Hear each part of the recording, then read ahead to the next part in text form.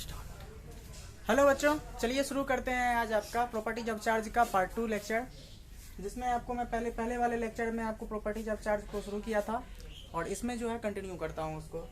तो है क्या कि आप जानते होंगे बचपन से, अगर 10th क्लास के बेसिस पर तो इतना पता होगा आपको कि लाइक चार्ज जो होता है वो आपस में क्या करता है, एक दूसरे को रिपेल करता है और अनलाइक चार्ज अट्रैक्ट करता है। ठीक है, इसका भी लॉजिक होता है, हम बचपन से रटते आ रहे होते हैं इसको, लेकिन इसका लॉजिक होता है इलेक्ट्रिक फील्ड रीजन जब आप पढ़िएगा तब वहाँ पर इलेक्ट्रिक फोर्स के बारे में जब पढ़िएगा तब वहाँ पर अच्छे से क्लियर हो जाएगा कि क्यों अनलाइक चार्ज अट्रैक्ट करता है और लाइक में रिपल्सन होता है। ठीक है, तो सजातीय, जैसा कि आप जानते हैं, सजातीय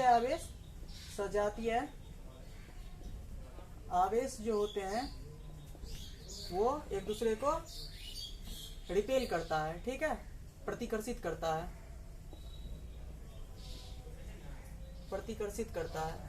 ठीक है, मतलब है कि आपका प्लस चार्ज और प्लस चार्ज एक साथ अगर आ रहा है तो इस दोनों में जो इलेक्ट्रिक फोर्स लगेगा वो आपका रिपल्सन वाला होगा, वो एक दूसरे को रिपेल करेगा। ठीक है, दोनों का मैग्नीट्यूड तो इक्वल ही होगा लेकिन डायरेक्शन अपोजिट होगा।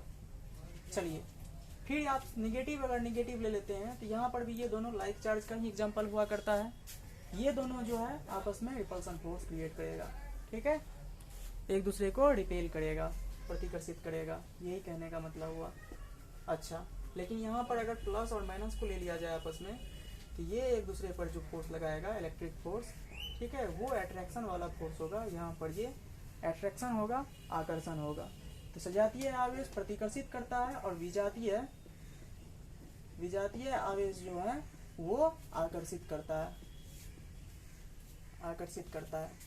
ठीक है, तो आप ऐसे लिख सकते हैं इसको, like charges repel each other and unlike charge attract to each other. चलिए, ये तो बात आपको पता होगा। और अगर ये बात के बारे में मैं बताऊं आपको तो सबसे पहले जो है इस चीज़ का कॉन्सेप्ट के बारे में कि सजातीय एक दूसरे को प्रतिकर्षित करता है और विजातीय जो है एक दूसरे को अट्रैक्ट करता है, इसका सबसे पहले कॉन्सेप्ट जो दिए थे वो विलियम गिलबर्ट नाम के एक साइंटिस्ट हुआ करते थे। बहुत सारे बुक में आपका विलियम गिलबर्ट भी लिखा रहता है और डॉक्टर गिलबर्ट के भी नाम से उसको जानते हैं।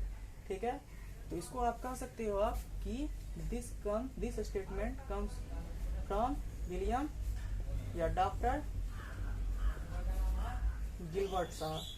डॉक्टर गिलबर्ट के अकॉर्डिंग ये बात बोला गया था। चलिए ठीक, देखिए अब अगला प्रॉपर्टी जो है चार्ज का वो एक बहुत ही महत्वपूर्ण प्रॉपर्टी है। मैं पहले आपसे ये पूछता हूँ, फिर मैं इस बात को डिस्कस करूँगा। आप खुद सोच करके बताइए हमको कि एक चार्ज पार्टिकल जो है, एक आवेशित कण जो होगा वो हमेशा द्रव्यमान के साथ होगा या नहीं होगा। फिर से मैं दोहरा रहा हूँ, ध्यान से सुन करके और इसको सोचिए। एक आवेशित कण हमेशा क्या होगा, मास के साथ आएगा कि नहीं आएगा। चार्ज पार्टिकल ऑलवेज मास के साथ एसोसिएट होगा या नहीं।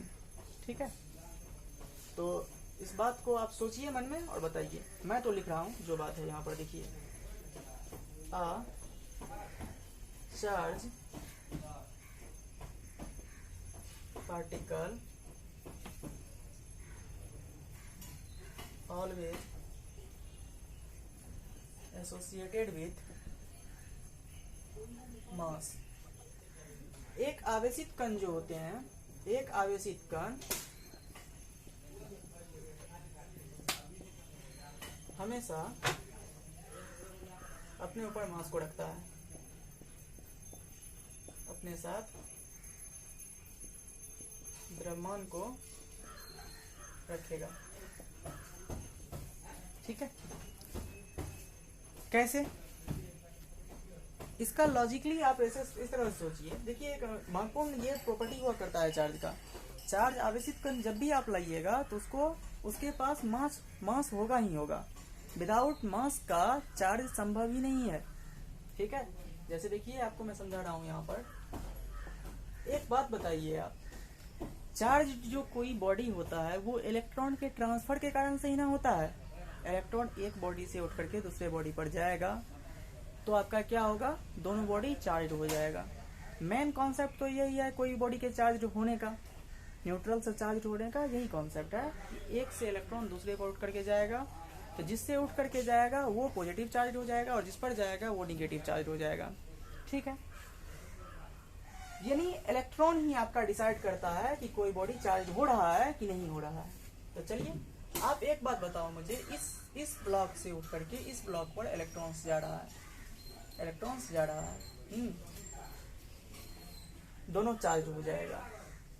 इलेक्ट्रॉन जो है अपना मास भी तो रखता है कुछ ना कुछ, ये बात तो आपको पता है कि एक इलेक्ट्रॉन का कुछ ना कुछ सिग्निफिकेंट मास आपका पता है, कितना होता है। मास ऑफ वन इलेक्ट्रॉन जो है आपको बताइए 9.1 into 10 to the power -31 kg। ये डेटा तो आपको प्रीवियस क्लास से ही पता होगा। एक इलेक्ट्रॉन पर जो मास होता है इतना होता है, और ये इस पर से इस पर जो है बहुत सारा इलेक्ट्रॉन्स जा करके क्या हो रहा है, जा रहा है, ट्रांसफर हो रहा है। ये इलेक्ट्रॉन जब भी जाएगा इस बॉडी को चार्ज करने के लिए तो अपने साथ में ये इतना मास लेकर के ही तो ट्रांसफर होगा। हाँ बिल्कुल सही, ये जो है मास लेकर के 9.1 10 पावर -31 kg का मास, और जितना पार्टिकल्स उतना मास, उतना इंटू मतलब नंबर ऑफ इलेक्ट्रॉन्स इंटू इतना मास इस बॉडी से इस बॉडी पर ट्रांसफर करेगा, है ना। तो चार्ज जब भी जा रहा है तो इतना मास लेकर के ही जा रहा है। एक इलेक्ट्रॉन पर चार्ज जितना है जो आपको एलिमेंट्री चार्ज कहते हो, तो एलिमेंट्री चार्ज जब भी ट्रांसफर होगा तो इतने मास को अपने साथ लेकर के ही मूव करेगा। That's why this is the reason कि ये charge particle always associated with mass. ठीक है, एक आवेशित कण जो होता है वो हमेशा द्रव्यमान के साथ आता है। ठीक है, लेकिन इसका वाइस वर्सा स्टेटमेंट पर आप थोड़ा सा कंसिडर कीजिए, इसके उल्टे स्टेटमेंट पर आप थोड़ा ध्यान दीजिए। मैं जो पूछ रहा हूं आपसे, क्या एक द्रव्यमान, एक मासिव बॉडी, मैं लिख रहा हूं, क्या एक द्रव्यमान भी हमेशा आवेश के साथ आएगा? सोच के बताइए। ठीक है, कि एक मास पार्टिकल भी ऑलवेज चार्ज को रखेगा? सोच के बताओ भाई, ऐसा कहना गलत होगा।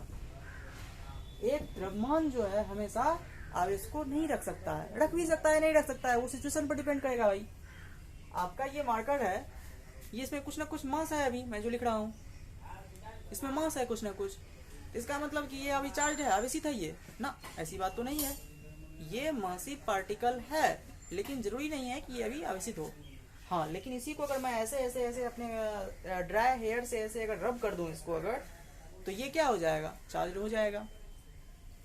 तो बात ऐसी है आपका कि एक मास जो होगा, एक मासिव बॉडी जो होगा वो ऑलवेज चार्ज के साथ एसोसिएटेड नहीं हो सकता है, लेकिन एक चार्ज पार्टिकल ऑलवेज मास के साथ आएगा। यही मेरा कहने का मतलब था। इसका एग्जांपल, इसको काटने के लिए, इसके एक्सप्लेनेशन के लिए आप बोल सकते हो सराउंडिंग में बहुत सारे ऑब्जेक्ट्स देख रहे हो जिसके पास मास है, लेकिन वो क्या है आप जानते भी हो कि हमारे चारों तरफ के जो वस्तु होते हैं वो क्या होता है, प्रायः उदासीन होता है। इलेक्ट्रॉन और प्रोटॉन का नंबर उसमें सेम होता है, इसके वजह से वो क्या होता है, उदासीन होता है, न्यूट्रल होता है ना। तो बहुत सारा आपका एग्जाम्पल है जिसके पास मास है लेकिन चार्ज नहीं है। और वैसे आपको अगर देखा जाए तो न्यूट्रॉन का एग्जाम्पल बताइए। Fundamental particles of atom, neutron जानते हो ना, क्या होता है इसके पास, मास होता है, मास होता है, बट चार्ज जो होता है इस पर वो नहीं होता है, जीरो चार्ज होता है। ये बात आपको पता होगा। तो बताइए, एक मासिव बॉडी ऑलवेज चार्ज को रख नहीं सकता है, लेकिन एक चार्ज बॉडी के पास ऑलवेज मास होगा। ऐसा आप कभी नहीं सुनिएगा ये वस्तु जो है वो आवेशित है लेकिन इसके पास द्रव्यमान नहीं है, ये कहना ही गलत होगा। चलो, मेरे ख्याल से मैं आशा करता हूँ कि ये आपको जो मैं समझाना चाह रहा था वो समझ में आ गया। क्या समझाना चाह रहा था कि एक चार्ज पार्टिकल के पास ऑलवेज मास होगा, लेकिन एक मासिव बॉडी के पास चार्ज हो भी सकता है और नहीं भी हो सकता है, वो उसके सिचुएशन पर डिपेंड करेगा। चलिए ठीक, अगला प्रॉपर्टी आपका चार्ज का है बाबू, ध्यान दीजिएगा, वो है conservation of charge. Conservation of charge, आवेश का संरक्षण का सिद्धांत। क्या होता है, आवेश कहा जाता है कि आवेश जो है हमेशा वो क्या होते हैं, संरक्षित होते हैं। आवेश का ना तो निर्माण किया जा सकता है ना ही विनाश किया जा सकता है। तब क्या किया जा सकता है इसका भाई? आवेश का ना तो निर्माण किया जा सकता है और ना ही विनाश। एक कोई भी सिस्टम का, कोई भी निकाय का टोटल आवेश जो होता है, कुल आवेश हमेशा संरक्षित होता है। आप इसको ऐसे भी कह सकते हो कि आपका यूनिवर्स जो है, उस यूनिवर्स का टोटल चार्ज जो होगा वो क्या रहेगा,